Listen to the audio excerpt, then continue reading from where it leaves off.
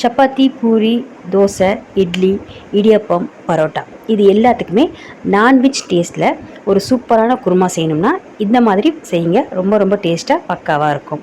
So வாங்க இன்றைக்கி வீடியோவில் நம்ம ரோட்டுக்கடை குருமா எப்படி 10 நிமிஷத்தில் குக்கரில் செய்யலாம் அப்படின்னு நம்ம பார்க்கலாம். இந்த குருமா செய்கிறதுக்கு இப்போ நம்ம அரைக்க போகிற மசாலா பேஸ்ட் தான் ரொம்ப முக்கியம். இதுதான் டேஸ்ட் கொடுக்கக்கூடியது. மிக்சி ஜாரில் 1 கப் கட் பண்ணி வச்சுருக்க தேங்காய் சேர்க்குறேன். இது கூடவே 4 பல் பூண்டு, ஒரு சின்ன துண்டு இஞ்சி, 1 டீஸ்பூன் மிளகு, 1 டீஸ்பூன் சீரகம், 1 டீஸ்பூன் சோம்பு, 2 பச்சை மிளகாய், 2 லவங்கம், 1 ஸ்பூன் கசகசா தண்ணி சேர்த்து நல்லா மைய அரைச்சிக்கலாம். அரைச்சாச்சு, இது தனியாக இருக்கட்டும். இப்போ குக்கரில் எண்ணெய், எல்லா மசாலா பொருட்களையும் சேர்த்துட்டு இது கூடவே கட் பண்ணி வச்சுருக்க 2 பெரிய வெங்காயம், கருவேப்பிலை சேர்த்துட்டு வெங்காயத்தை நல்லா பொன்னிறமாக கலர் மாறுற வரைக்கும் வதக்கிக்கணும்.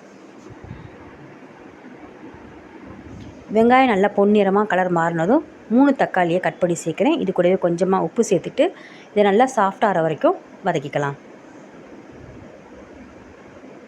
வதங்கினதும் 1 டேபிள் ஸ்பூன் மிளகாய்த்தூள், 1 டேபிள் ஸ்பூன் மல்லிப்பொடி, மஞ்சத்தூள் 1/2 டீஸ்பூன், அப்புறமா கரம் மசாலா தூள் 1 டீஸ்பூன் சேர்த்துட்டு இதோடைய பச்சை வாசனை போகிற வரைக்கும் எல்லாத்தையும் நல்லா வதக்கிக்கலாம்.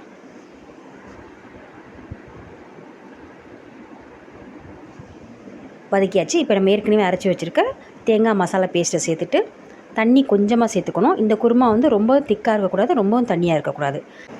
இப்போ குருமாவுக்கு தேவையான அளவு உப்பு சேர்த்துட்டு இதை எல்லாத்தையும் நல்லா ஒரு முறை கலந்து விட்டுருங்க. இப்போ குக்கர் மூடி போட்டு 2 விசில் வந்த பின்னாடி ஸ்டவ்வை ஆஃப் பண்ணிடுங்க. ப்ரெஷர் நல்லா அடங்கினதும் மூடி ஓப்பன் பண்ணி பார்க்கலாம். பாருங்கள், ரொம்ப சூப்பராக கமகமன்னு வீடே மணக்கும் அளவுக்கு நான்வெஜ் டேஸ்ட்டில் சூப்பரான ஒரு ரோட்டுக்கடை குருமா 10 நிமிஷத்தில் ரெடி ஆயிடுச்சு. கடைசியாக கொத்தமல்லி இலைகள் கொஞ்சம் அதிகமாகவே சேர்த்துக்குங்க, நல்லா வாசனையாக இருக்கும். சேர்த்துட்டு மிக்ஸ் பண்ணிடுங்க. இந்த குருமா சப்பாத்தி, பூரி, தோசை, பரோட்டா, இடியப்பம் எல்லாத்துக்குமே ரொம்ப ரொம்ப நல்லாயிருக்கும். ட்ரை பண்ணி பார்த்துட்டு எப்படி இருந்துச்சுன்னு கமெண்ட்ஸை சொல்லுங்கள். மீண்டும் பார்க்கலாம். நன்றி, வணக்கம்.